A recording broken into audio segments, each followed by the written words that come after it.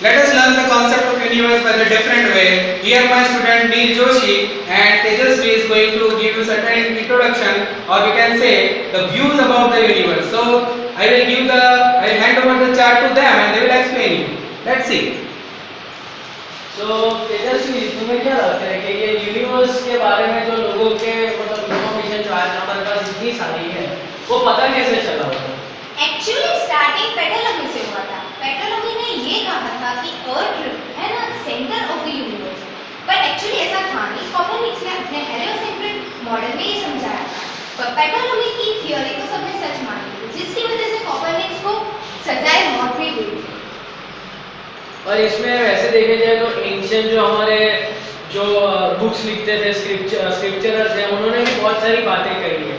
और इसमें आर्यभट्ट की जो सारी डिस्कवरी थी और हमारे जितने भी सेंट थे जो एक्चुअली साइंटिस्ट के फॉर्म में थे, उन्होंने भी बहुत सारी थियरी दी है। और इसमें से कौन सी सच कौन सी गलत वो आज हमें पता चल रही है। मेरे ख्याल से सबसे पहले स्पेस की जो इन्फॉर्मेशन आज हमारे पास है, ये इन्फॉर्मेशन गैदर करने का जो प्रोसेस है वो तब शुरू हुआ जब ह्यूमन ने स्पेस को एक्सप्लोर किया, तभी जाके यूनिवर्स जैसा टर्म निकला। तुम सही कह रहे हो, हमारे एंशिएंट सेंट्स ने बहुत विचार करके बनाया, इसलिए तो आज हमारे जो साप्ताहिक दिन होते हैं वो हमारे प्लैनेट्स पे है, जैसे सोम, मंगल, बुध, गुरु, शुक्र, शनि, ये सारे हमारे प्लैनेट्स पे उस वक्त के सिक्स। इसलिए सेंट्स को उस वक्त पता था कि 6 प्लैनेट होते थे। पर वैसे देखे जो है तो ये सिर्फ इसके ऊपर ये असर नहीं करता, ये असर करता है हमारे मौसम पे, जो डेली क्लाइमेट होता है, सीजन्स होते हैं, फिर दिन का टेम्परेचर और ऐसी बहुत सारी चीज़ें जो हमारे बॉडी को और हमारे एनवायरनमेंट को भी इफेक्ट करती है। और आजकल लोग स्पेस पॉल्यूशन ये इन सब के बारे में भी अवेयर बनते जा रहे हैं। ऐसा कहलाता है कि एक गैलेक्सी में 1:11 स्टार होते हैं और एक यूनिवर्स में कम से कम 1:11 गैलेक्सी होते हैं। तो वैसे देखने जाए तो 10⁻22 स्टार्स इन टोटल। हाँ, हमारी यूनिवर्स टिप्पणी ने ये भी कहा है कि निरंतर बढ़ती जा रही है, वो एक्सपांड हो रही है, वो कॉन्ट्रैक्ट नहीं होती। जब बिग बैंग थियरी हुई थी, जब न्यूक्लिया और सुपरनोवा हुआ था, तब कॉन्ट्रैक्शन हो रहा था।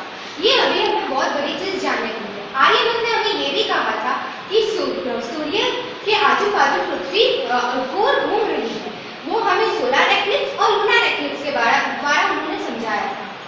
हाँ, और उसे तब टाइम के स्कॉलर अजयवार के नाम से भी जाना जाता है। फिर अगर हम और सोचे तो इसके बारे में ऐसी बहुत सारी चीज़ें हैं।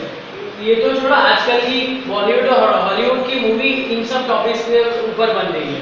जैसे कि मैंने अभी हाल में एक मूवी देखी थी गैलेक्सी करके, जो मज़ा है, वो जो ऐसा खो गई थी वापस आई, जो मज़ा है तो देखेगी ना तो सोचेगी ये क्या है, जो मज़ा आया। और यहाँ पे तो अपनी बॉलीवुड की मूवी देखे, कोई मिल गया, मतलब समझ में नहीं आते, जिसमें लॉजिक ही नहीं होता है इंडिया में। पर अभी जब मैं न्यूज़ चैनल देखता हूँ तब ऐसा पता चलता है कि इंडिया भी इन सब चीज़ों में कितना आगे निकल रहा है। जैसे कि तो वो मार्स के बारे में पता ना, वो मार्स एक्चुअली मार्स में हमारी इंडिया ने सैटेलाइट भेजी है। अभी मार्स के हमें फोटोज और फोटोग्राफी मिल रही है। अभी हाल ही में 108 सैटेलाइट्स हमने लॉन्च किए और IGNEO-2 भी हमने लॉन्च किया है, जिससे हमारी इंडिया को जीपीएस सिस्टम हमारी जीपीएस सिस्टम बना सकते हैं। हमें अमेरिका या फिर ब्रिटिश के जीपीएस सिस्टम को नहीं अपनाना पड़े, जिससे डिफेंस में हमें बहुत हेल्प मिलेगी। और फिर ये सब फील्ड को डेवलप करने के लिए बहुत सारे साइंटिस्ट ने अच्छा काम किया है, जैसे कि विक्रम साराभाई, APJ अब्दुल कलाम। अगर ये सब नहीं होते तो हम शायद इन सब टॉपिक्स और इन सब कॉन्सेप्ट पे कितने पीछे होते।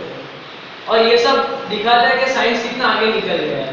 और अब ऐसा टाइम आ गया है कि हम इसमें और इन्वॉल्व हो। लोग ऐसा मान रहे हैं कि ये अर्थ के अलावा भी कहीं पे जीवित वस्तु पाई जा सकती है। अगर ये हो सका तो शायद जिस प्रकार के ह्यूमंस आगे आएंगे वो शायद एलियंस और ह्यूमंस के कोलैबोरेशन से आएंगे और हमारी मानसिक और जो फिजिकल कैपेसिटी है वो शायद कुछ अलग ही लेवल की होगी। एग्जैक्टली, विक्रम साराभाई ने इतनी अच्छी अचीवमेंट स्पेस में प्राप्त की, जिसकी वजह से वो फादर ऑफ साइंस भी जाने जाते हैं। जब तक की बात है एलियंस की, तो अभी न्यू रिसर्च नासा की आई है, जिसमें ये कहा गया है सैटर्न के एक मून में आइस फॉर्म का